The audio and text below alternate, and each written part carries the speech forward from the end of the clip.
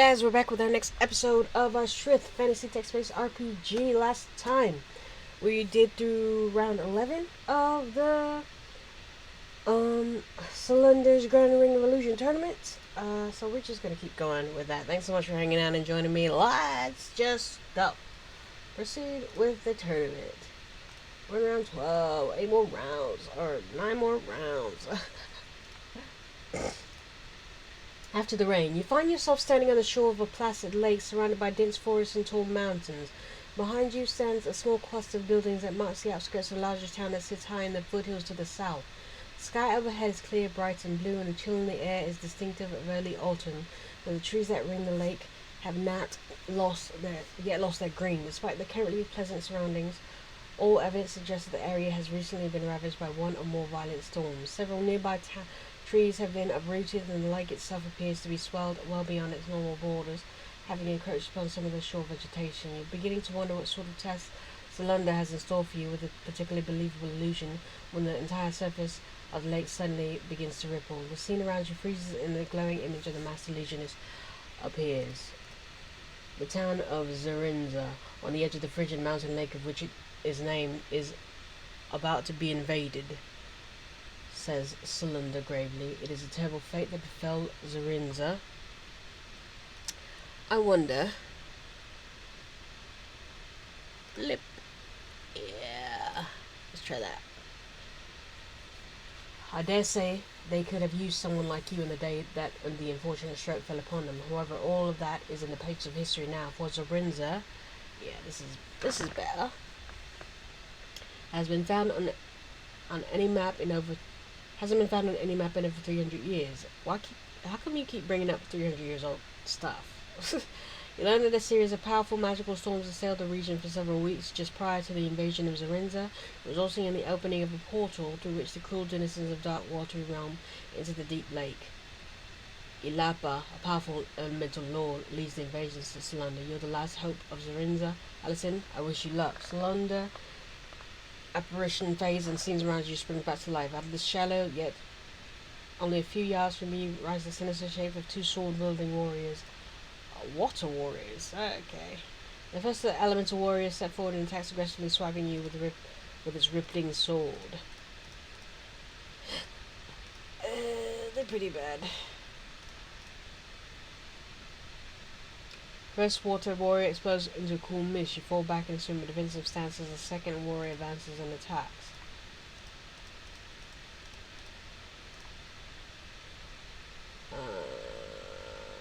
The lake surface bubbles, swells, and two large shapes rise out of the frigid depths and takes form before your eyes. An enormous water serpent and a towering three-armed wave creature. The two monstrosities surge across the top of the water through the shadows and onto the shore, but both are heading directly for the village. I'm gonna go with the three-armed wave beast. You rush forward and step in the path of the surging wave beast. The towering elemental scratches wide its cavernous mouth and bellows and rages. Three thick arms wave about wildly, each attempting to lay a heavy blow upon you.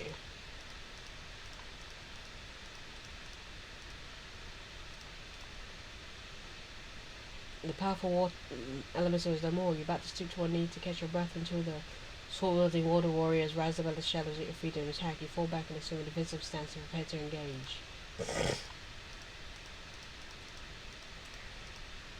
Just a bit of water. And another one. There's no time to rest. Following your victories, you immediately spot a group of four other sword-wielding water warriors advancing rapidly on a hastily gathering band of town militia. Realizing the militia is ill-equipped to deal with the menace now confronting them, you rush forward and step in the path of the four elemental warriors. The militiamen are quickly at your side, but you sharply order retreat, and your command is instantly heated. The grim determination you prepare to face the first of four.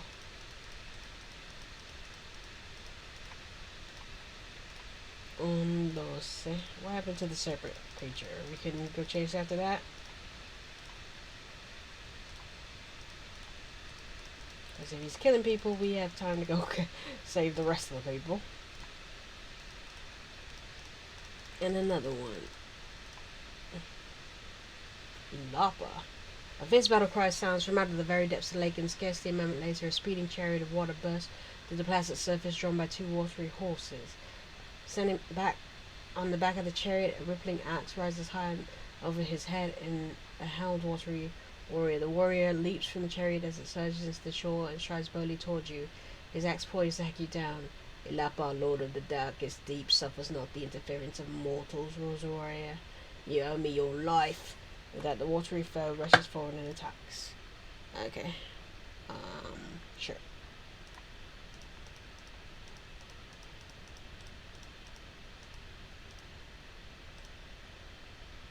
Ilapa opens his mouth as if to scream, but bursts into millions of small droplets of water before he can pronounce the sound. A cool mist, all that remains of the mighty elemental chieftain, blows over you and is borne away to destinations unknown in the back of the risen breeze.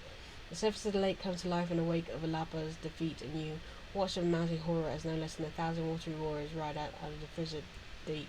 You understand if you forgot this is all just a Solundor's grand illusions, you're quite relieved when your surroundings suddenly shift and blur. Yes, well done. Next round. Tholtet the Invincible.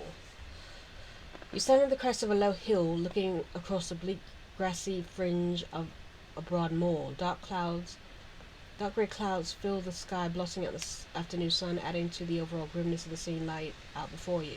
At 100 yards from you, moving along a stony track, as a large bearded man across his back is slung a broadsword.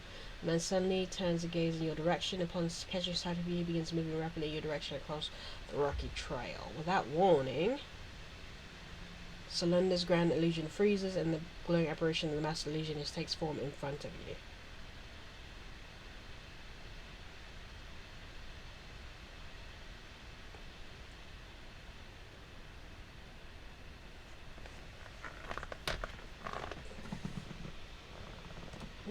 The dangerous creature is none other than Tholtet, says Solundor, frowning as he gazes at the heavy-set warrior frozen mid-step in the rocky trail leading up to you. Most tales refer to him as Tholtet the Invincible. He roamed the moor outside Trinmore about 400 years ago with a group of equally savage men.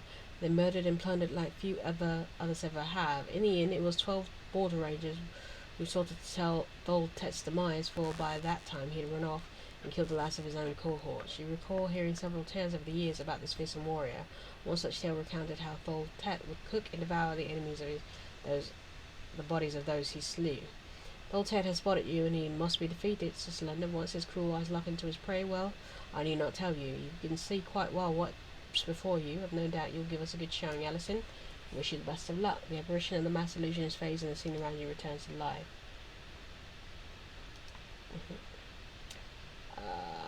You move toward the advancing Tholtet, and he suddenly leans his head and releases a loud and eerie war cry. The approaching warrior draws his broadsword and levels it at you before deciding to run in your direction. The savage moorland terror is bearing rapidly down on you. What are we going to do with diplomacy?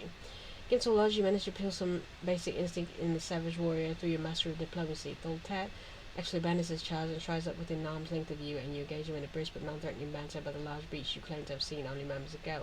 Tholtet relaxes his guard and turns to the east, carefully scanning the more freely sounding strange creature you disguise. When his head is turned, you lay a devastating blow on an unsuspecting, formidable foe. Okay, we're going to trick him. Though caught off guard, Tholtet remains a dangerous foe. Your death blow has wounded and confused him, but he has quickly regained his senses. You steel yourself a brutal fight to the finish as you engage this savage warrior. Yeah, I saw this creature over here. Like, come on, stop.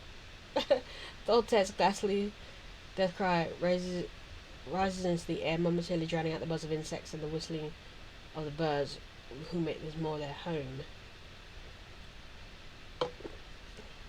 Wondering when Solundor will dispel this masterful illusion, when suddenly the savage warrior's corpse twitches. You watch in horror as a greenish glowing apparition appears over the bloody remains. It is a gruesome ghostly likeness of the slain warrior.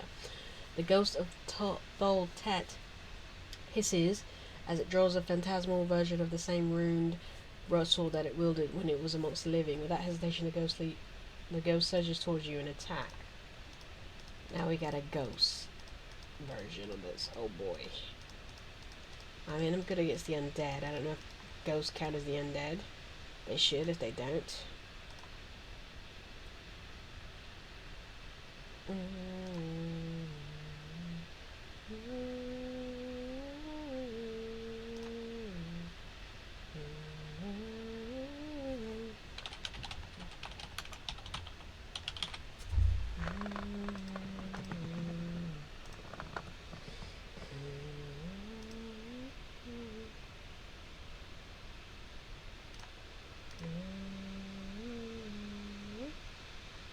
remember when we were together.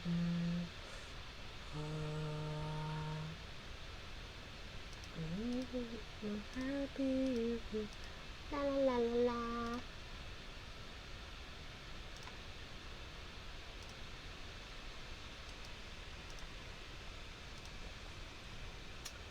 The ghost of Doltet rises silently in the air and dissipates on a stiff breeze that suddenly sweeps across the bleak, grassy plain. The fearsome warrior, who long prowled that moorland as its most formidable predator, is now more. Your thoughts turn to Solundor, and almost at once your surroundings begin to shift and blur. The scene around you gradually turns to focus, and you once again find yourself standing in the middle of the circle stones of the Dragon Hill Fields. Yes, victory in the 13th round. Next round.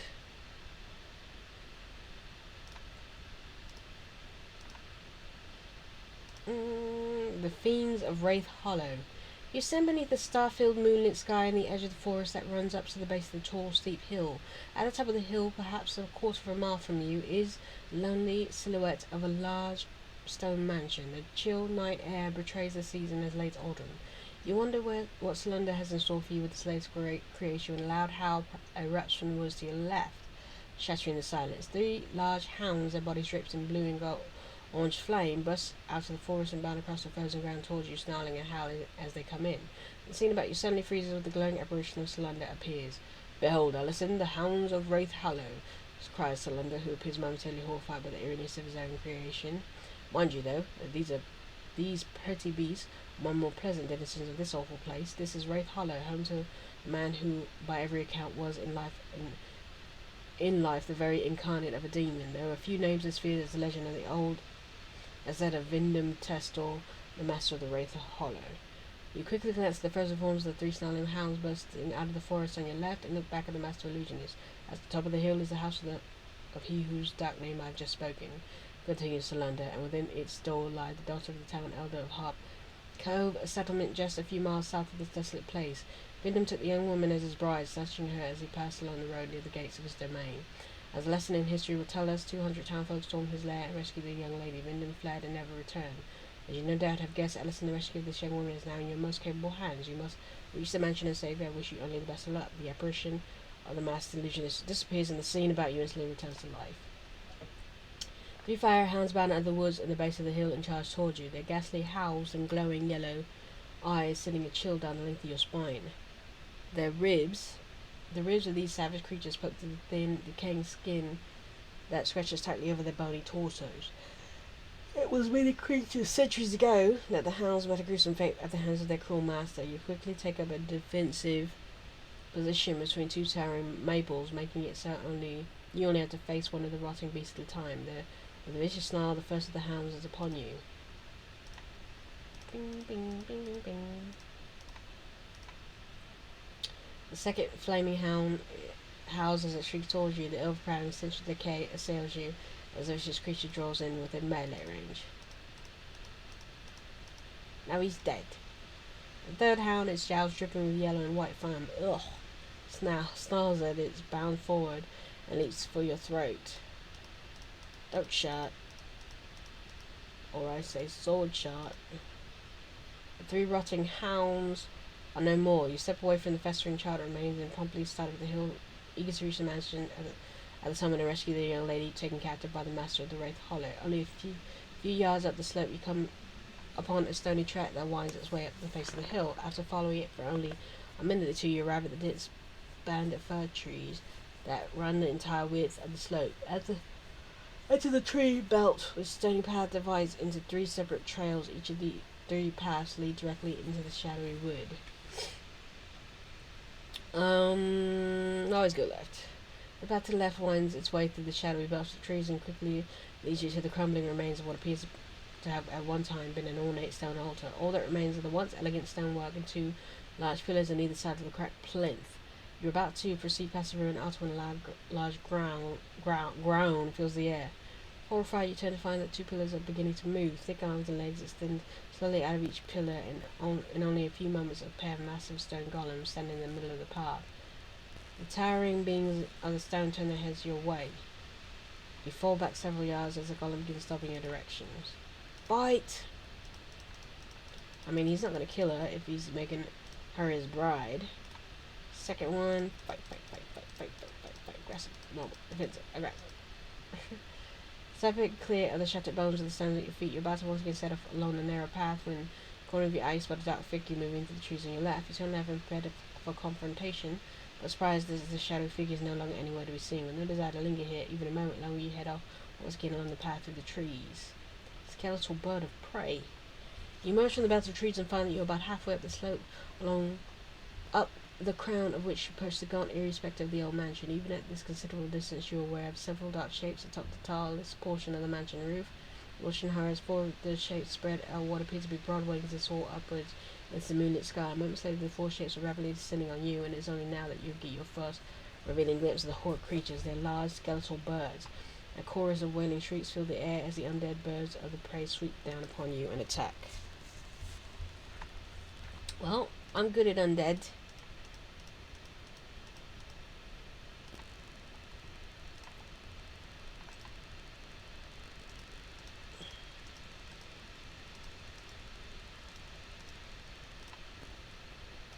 You know what I want? Chili cheese dog. Yum. When would a place like that open, though? That's a good question. The undead birds of prey now, like little more than piles of splintered bone, littered the hillside.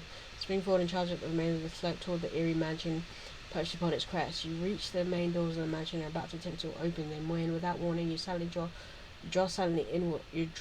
They draw silently inward, revealing a torch-lit hall of polished marble. Lying on the floor, only a few feet inside the old doors, is the daughter of the town elder you've come here to rescue. You step into the hall and move up to her. The young lady is unconscious but appears otherwise unharmed.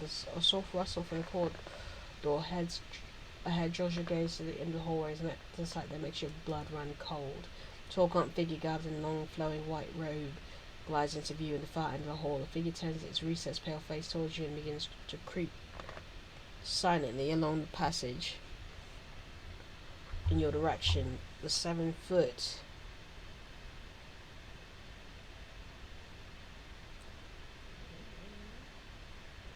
ghastly figure now slowly approaching you is none other than Vindem Tastor, the master of Wraith Hollow. You suddenly realize that you need only rescue a young lady you've come here seeking, who's unconscious. Form lies ahead in the middle of the corridor. Nah, we gotta get rid of him. We're not gonna let him flee like those people, because he could be back in time. A wide grin spreads slowly across the cracked, sword-ridden face of Vidim Tastor, the master of Wraith Hollow.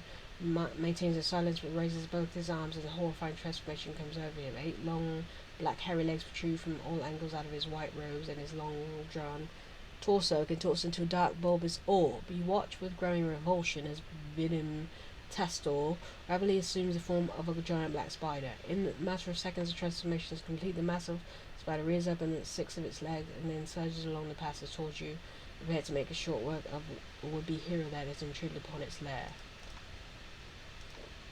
Kill.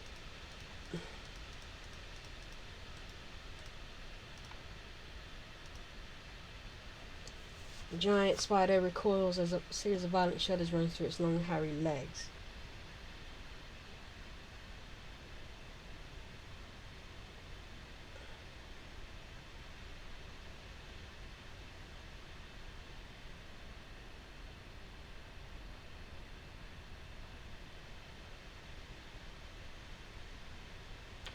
SOS, please, someone tell me it's not healthy.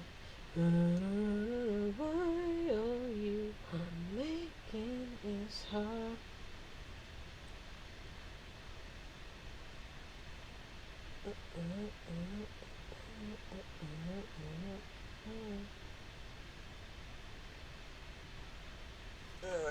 The horrid creature collapses into a puddle of sickening brown ooze and begins to shrivel up in a matter of moments. You're staring at the tall, motionless, gaunt form of Vidum Tastor, the master of Sryth Hollow. You're about to step forward and prod the corpse just to make certain it will not again spring to life, and suddenly it disappears. All that is left in its wake on the edge of the expanding pool of brown ooze is a small black beetle. The tiny insect scuttles out of the pungent liquid and slips to a crack at the edge of the hole. Ah! He still gets away, with no desire to remain within the confines of Solundor's eerie illusion for a moment longer. When it's necessary, you rush ahead and reach the side of the young woman. You touch the rescue. No sooner has your hands touch your shoulder, your surroundings begin to shift and blur. And we win. Next round. Hey, round 15. Only 5 after this. The Wolves of Winter. You stand on the charred, crumbling shell of what appears to have been the ground level of a massive stone tower. Through the canopy of barren, isolating branches overhead, you make out a ceiling of dull grey clouds. All around you, even in the shattered ruins of the towers, a knee-deep covering of newly fallen snow. You wonder what place this is, and whether or not the obvious disaster that befell the tower is playing a role in Solundor's latest illusionary challenge, when a vicious snarl breaks into the solitude of this wintry setting. Prepared to face the unexpected, you rush to the arch that once housed the heavy wooden tower doors and peer out of the forest that surround the ruined structure. Moving slowly toward the tower and you through the deep snow is a large pack of winter wolves. You count 8 of the large and dangerous white-coated canines as they close in on you. The wand of Bjerke is the cause of the scene I've reproduced here today, says Solundor, gazing with obvious pride of his detailed illusion. Quite a few years back, Tallies himself explored the very ruins presently standing in. He retrieved the wand of Bjerke from the place where it rested for centuries. However, his passing through the enchanted wood without the permission of his master, a powerful mage known only as the Ice Sorceress, brought about a few difficulties. You asked Solundor what the outcome of Tally's adventure was, and he laughed. Much like the outcome of nearly all his adventures, it was a resounding success. Though half-fought one, I'll add. I think that Tally's has ever put the wand of Bjerke up for sale. You might do well to ask him about it someday. Okay. Ask Tally's about the wand of Bjerke. A pet of Ice Sorceress was eager to welcome you to his master's domain. Good luck, Alison. Solundor's apparition fades, and the scene about you immediately springs back to life. The 8 winter wolves continue to approach their slow approach. Each of the vicious canines holds its head low and keeps its fierce eyes fixed on you as the ravenous gaze as it slinks through the snow towards you. You realize only too well this large pack will attack you in unison. 5 at a time, I like that. She did all 8. I thought there was only 8. Lies. The 4 wolves are dead. You immediately find yourself confronted by a particularly large member of the savage species.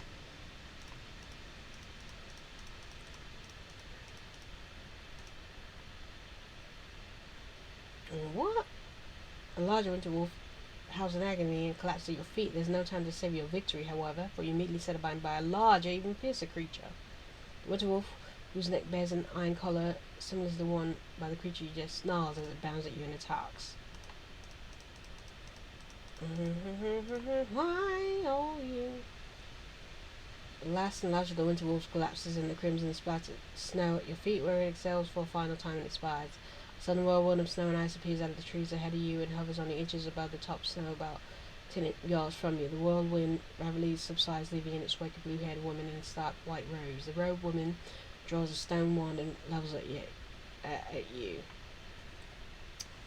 Her long blue hair, which appears to be made of thin strands of ice, chimes eerily in the breeze. You're free to go, she says, her black eyes sparkling. You may keep what you have taken, but know that you must not pass through my realm again. This will be your only such warning. Make your retreat a hasty one. I mean, he is stealing from her, but we gonna attack.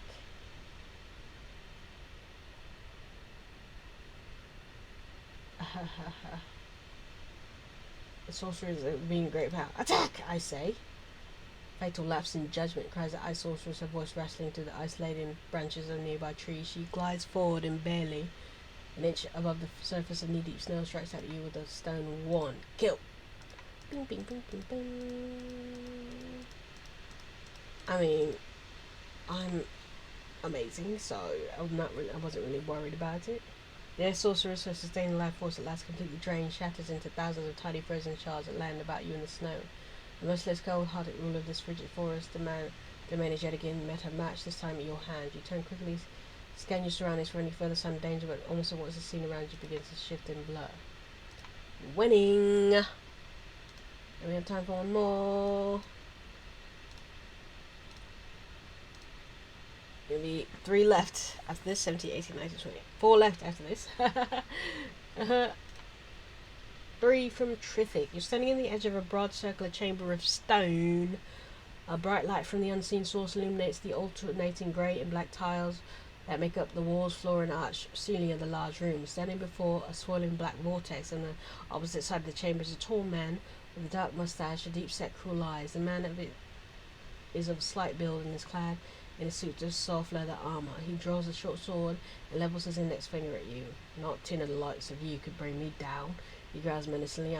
I'll not be taken until my time, and now is not my time. Before you reach the scene about you freezes as the apparition of Solundor appears. 3 of Sryth's most notorious villains make up this challenge, says Solundor, nodding in the direction of the frozen sword-wielding man. This uncouth troll is, of course, Narek Kinlig, the notorious harbour strangler. He is as good with two-handed throttle as he is with the blade, and has cut short the life of perhaps 100 while employing one tactic or the other. I'll leave you now to face him. Good luck, Alison. Solundor's apparition fades and the scene about you returns to life. Narek Kinlig, the infamous harbour strangler, rushes at you from across the chamber, his short sword cutting a dazzling pattern through the air as he closes in. Kill! Dead. Next. The body of Narek Kinlig shimmers brightly and vanishes. Your second opponent immediately emerges from the swirling black vortex on the far side of the circular chamber. The sheer size of the bulky, chain-clad warrior now facing you from across the chamber is almost enough to unnerve you. The towering, broad-shouldered man, his head topped by a spiked leather skull cap and his thick hands gripping the half of a double-bladed axe, is easily the size of a small ogre. He stares at you and laughs. I never swatted a fly as ugly as you. He grumbles. Very well then, let's be at it. You calling me ugly? Me? Mirrorst the ogre, echoes the voice of Solundor to the chamber. This one was suggested by none other than Lucius Dane Pyron himself, for it was only a few years back that the brutal killer met his doom at the end in Dane's own blade. He's all yours on this day, Alison. Good luck. Mirror stomp. Snarls as he strides across the chamber towards you, his axe resting casually on his shoulder. Oh, my friend Thane Pyron, huh? Is he watching? The bulky corpse of Mirror Stomp shimmers briefly and vanishes. Your third and final opponent immediately emerges from the swirling black vortex on the upper side of the circular chamber. You're momentarily taken aback by the short, slight woman that now faces you from across the chamber, just shy of 5 feet in height. The diminutive woman is clad in black leather armor and wields a pair of long-handled daggers. She smiles grimly and bows. I would introduce myself, she says, brandishing her weapons with an incredible display of skill, but these 2 pieces make more poignant introduction than I could ever hope to. Behold, Alison, echoes the voice of Solundor through the chamber, the master assassin Durana, known better as Night Sting. It is believed by many that she has never been bested in combat. Of course, a few of her victims ever had the chance to sting her back. Good luck to you. With that, Solundor's voice fades, and Durana walks herself across the chamber towards you, her deadly blades flashing as she hurtles through the air. She getting a good lick. Still dead. Durana staggers forward and drops to the ground at your feet. Her 2 trusted daggers fall out of her hands and clatter across the cold-stone floor. The infamous assassin known as Night Sting is no more. Realizing, of course, that you have defeated all 3 of the villains conjured by Solundor, you wait patiently for the master illusionist to dispel his creation and award you a victory. Less than a moment after you formulate the thought, your surroundings begin to shift and blur. Yes, sir. Good timing. Alright, we got 4 more. We're going to hit them next episode. Thanks so much for hanging out and joining me. Until next time, you know what I'm going to say. Peace. Peace, peace, peace.